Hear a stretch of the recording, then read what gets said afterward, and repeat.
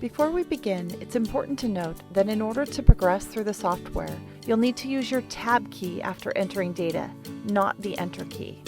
This only applies when entering data using your keyboard, not when clicking radio buttons.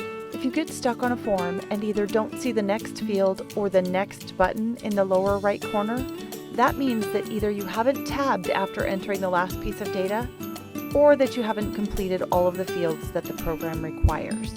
So if you find yourself in this situation, you'll just put your cursor back in the last field that you entered data and tab out of it.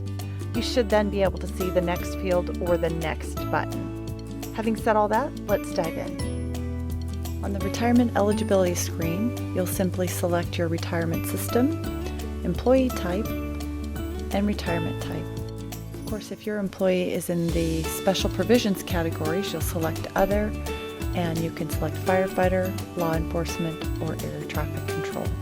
In this sample case, we're going to use a regular employee. You'll enter your personal data, date of birth, service computation date, and the retirement date. You can either manually enter that date, or you can click the earliest retirement date button and it'll be calculated for you. If you scroll down the page a little bit further, you'll find all your pertinent data, how many years of service, currently and at retirement, and this status bar will turn green if the employee has met the service and age requirements. After you've entered all the required data, you'll simply click the Next button. You'll save your file, last name, space, first name. It's important to note that there can't be any special characters in the file name.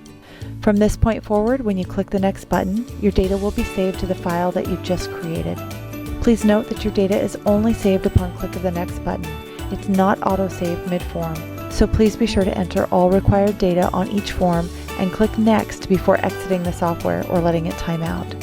However, if that doesn't happen, you won't lose all of your data, only what was entered on that particular form. You'll then click OK and you'll be taken to the next applicable form.